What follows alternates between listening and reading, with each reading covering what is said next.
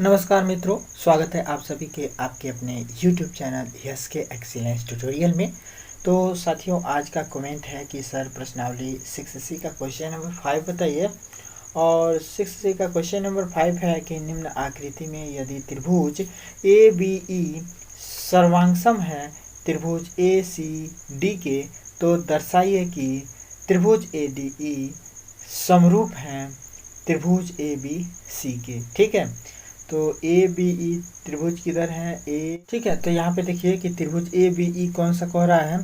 तो त्रिभुज ABE कौन सा होगा, त्रिभुज ABE यानी कि ये वाला त्रिभुज, ये टोटल त्रिभुज होगा। ठीक है, तो ABE त्रिभुज सर्वांगसम है किसके, ACD के, ACD यानी कि ये वाला त्रिभुज। ठीक है, ये वाला त्रिभुज के क्या है, समरूप है। तो जब ये दोनों त्रिभुज समरूप नहीं, सर्वांगसम, सर्वांगसम का मतलब इसके सभी अंग जो है इसके सभी अंग के बराबर है। कहने का मतलब ये है कि त्रिभुज ABC के जो भुजाएं हैं ना, त्रिभुज ACD के भुजाओं के बराबर है। ठीक है, यानी कि कहने का मतलब है कि यदि हम लोग को, अब इसको हम लोग सिद्ध करने जा रहे हैं। ठीक है, तो इसको कैसे सिद्ध करेंगे, तो देखिए अब इसके कहने का मतलब ये है कि दिया है हम लोगों को, क्या दिया है, दिया गया है कि त्रिभुज ABE सर्वांगसम है त्रिभुज ACD के। तो यहाँ पे लिखेंगे कि दिया है कि त्रिभुज जो है क्या है, ABE सर्वांगसम है, सर्वांगसम है किसके, ACD के, AC और D के, त्रिभुज लिख दीजिएगा त्रिभुज ACD के। तो जब त्रिभुज सर्वांगसम है ना, यानी कि सभी अंग समान है, तो इसका मतलब हो जाएगा कि AB बराबर हो जाएगा AC के, भुजा AB बराबर हो जाएगा, भुजा AB बराबर मैंने ए इंगित करता है, इसको कहते हैं इम्प्लाइज, इम्प्लाइज का मतलब ए इंगित करता है कौन, कि यदि है जो है सर्वांगसम है, तो ये जो है इंगित करेंगे कि AB बराबर हो जाएगा किसके, AC के, AB बराबर हो जाएगा भुजा AC के। ठीक है, और जो है देखिए, अगर जो है ये जो है त्रिभुज दोनों सर्वांगसम है, तो AD भुजा जो है क्या बराबर हो जाएगा, AE के, AD भुजा बराबर हो जाएगा, AD भुजा बराबर हो जाएगा आपका AE के। ठीक है, AE जैसे कि इसको जिस क्रम में लिखे हैं उसी क्रम में इसको भी लिखते हैं। तो AB हमने इधर से लिया है, तो AB बराबर हो जाएगा किसके, AC के, और AE बराबर हो जाएगा, AE बराबर हो जाएगा, अच्छा AD बराबर जो है क्या हो जाएगा, AE हो जाएगा। ठीक है, वही भी लिख सकते हैं, AD बराबर हो जाएगा AE के। नहीं समझ में आ रहा आप लोगों को, देखिए अब हम जो है इस त्रिभुज को अलग निकाल देते हैं, तब कहीं समझ में आया आप लोगों को। ठीक है, तो AEB, चाहे ABE को जो अलग निकालते हैं, तो ये वाला त्रिभुज ऐसे ही नहीं बनेगा, AE और ये B, ये ना बनेगा AEB। आई वो त्रिभुज जो है कैसे बनेगा, ऐसे, ये वाला यानी कि ऐसे बन जाएगा लगभग में, मानिए। ठीक है, तो और ये जो है ये तो यही रहेगा, AD यहाँ पे हो जाएगा, और जो है C यहाँ पे हो जाएगा। ठीक है, तो कह रहा है कि इसके जो अंग है ना, संगत अंग, ठीक है, इसके जो सर्वांगसम है, माने A और A सर्वांगसम है, यानी कि इसके जो अंग है इस अंग के बराबर होगा। ठीक है, ये वाला AC के बराबर AB हो जाएगा, और ये वाला जो AE है वह जो है AD के बराबर हो जाएगा, और EB जो है क्या हो जाएगा, तो DC के बराबर हो जाएगा। ठीक है, DC के बराबर हो जाएगा। ये दिया है, ये सर्वांगसम त्रिभुज है। ठीक है, दोनों के एकदम सेम अंग हैं, संगत अंग। ठीक है, तो इसी से हम लिख रहे हैं कि AB बराबर हो जाएगा AC के, और AD बराबर हो जाएगा AE के, AD ये वाला AD AE के बराबर हो जाएगा। तो भाई इन्हीं दो भुजाओं से हम लोग का काम चल जाएगा। तो जो है EB बराबर भी हम लोग लिख सकते हैं, EB बराबर क्या लिख सकते हैं, ई बी बराबर हो जाएगा हम लोग का डी सी। ठीक है, तो डी सी। ठीक है, ये जो है तीनों भुजाएं संगत जो है क्या होंगे, तो आपस में बराबर होंगे।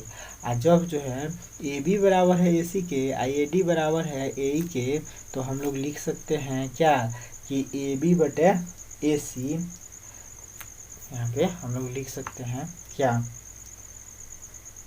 ठीक है, तो जब ए बी बराबर है ए सी के और ए डी बराबर है ए ई के, तो हम लोग यहाँ पे लिख सकते हैं क्या कि जो है इनका अनुपात जो है क्या होगा, एक संबंध एक का होगा, यानी कि ए बी बटे ए सी, ए बी बटे ए सी बराबर हो जाएगा ए डी बटे किसके, ए डी बटे ए ई के, ए ई के। अब बराबर ए जो है लिख सकते हैं 1/1 के अनुपात में। भाई ये बराबर है इसके और ये बराबर है इसके, तो दोनों एक संबंध एक के अनुपात देंगे कि नहीं देंगे। ठीक है, तो यह जो है एक संबंध एक के अनुपात में जो है विभाजित करेगा, या जो है भाई अगर इसके संगत भुजाएं बराबर हैं तो ये जो है इसके संगत अनुपात भी क्या होंगे, बराबर होंगे भुजाओं के। ठीक है, तो वह एक संबंध एक का अनुपात मिल जाएगा। ठीक है, अब यहाँ पे जब है, यहाँ पे देखिए कि ए बी, अब यहाँ पे हम लोग देख सकते हैं कि ए और बी बराबर है ए और बट्टे में ए सी के, ए बी बराबर है ए सी के। ठीक है, ए डी बराबर है ए ई के, ए डी बराबर है ए ई के।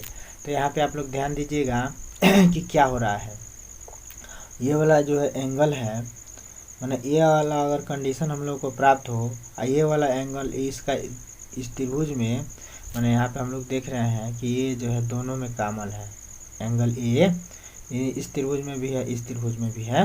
माने कहने का मतलब है कि यह त्रिभुज, यह जो है एंगल त्रिभुज ए बी सी में भी आ रहा है, और यही एंगल त्रिभुज ए डी ई में भी आ रहा है, यानी कि ये ए एंगल दोनों में कॉमन है।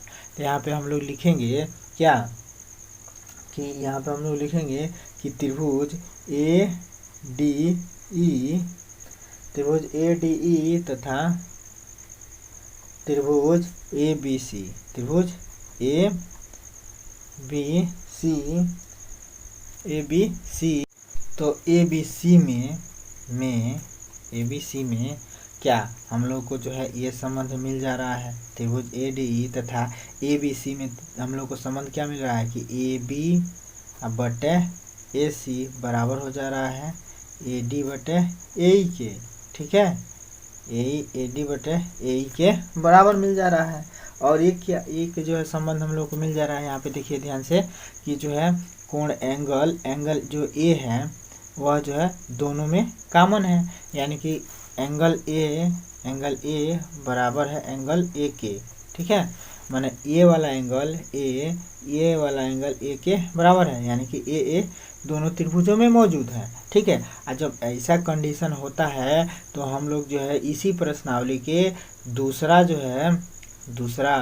जो क्वेश्चन है उसमें हम पांचवा और चौथा जो सवाल है उसमें बताए होंगे कि जब ये जो है कॉमन है और कॉमन एंगल के बनाने वाले भुजाओं का अनुपात अगर बराबर है, कॉमन एंगल का मतलब जैसे ए के बनाने वाले भुजा, कोण ए को बनाने वाला भुजा कौन है, ए बी है और ए सी है। ठीक है, तो इनका अनुपात बराबर है किसके, इस कोण, इस त्रिभुज को, चाहे इस कोण को, माने इसी कोण को बनाने वाला ए डी भी है और ए ई है, इसका भी अनुपात, दोनों का अनुपात क्या हो रहा है, बराबर हो रहा है, एक संबंध एक आ रहा है, दोनों का अनुपात एक संबंध एक क्या आ रहा है, यानी कि अनुपात बराबर हो रहा है। तो जब अनुपात बराबर है और एगो कोण बराबर है तो इसको हम लोग जो है कह सकते हैं कि जो है किस कसौटी से, तो यस कसौटी से जो है हम लोग कह सकते हैं कि यह जो है त्रिभुज क्या है, समरूप है। ठीक है, तो जो है कसौटी से जो हम लोग कह सकते हैं कि त्रिभुज ए डी ई जो है क्या है, तो समरूप है त्रिभुज ए बी सी के। ठीक है, क्योंकि यह जो अनुपात हम लोग को किस त्रिभुज से मिल रहा है, तो इस त्रिभुज से हम लोग को मिल सकता है ए बी सी और जो है त्रिभुज ए डी ई से मिलेगा ना। ठीक है, तो ये जो है संबंध हम लोग को इस त्रिभुज दोनों त्रिभुजों से मिल जा रहा है। ठीक है, तो इसलिए इसको हम लोग लिख सकते हैं साइड एंगल साइड, यानी कि भुजा कोण भुजा कसौटी से यह जो है क्या हो रहा है, सिद्ध हो रहा है कि यह त्रिभुज समरूप है। ठीक है, तो यह त्रिभुज जो है समरूप हो गया। यही हम लोगों को सिद्ध करना था, तो इति सिद्धम लिख देंगे। ठीक है, इति सिद्धम लिख देंगे। और इससे बेहतर जो है सिद्ध अब नहीं हो सकता है। इससे बेहतर होगा तो जो भी किया होगा वह जो है बहुत ही लॉन्ग करके किया होगा। ठीक है, तो ज़्यादा लॉन्ग करने से मतलब नहीं है, आप लोग जो है बस ऐसे ही जो है प्रैक्टिस कर लीजिए और इसको जो है समझ लीजिए कि कैसे हुआ है। ठीक है, इसको जो आप लोग को याद रखना पड़ेगा। ठीक है, तो फिर मिलते हैं अगले वीडियो के साथ, तब तक के लिए जय हिंद।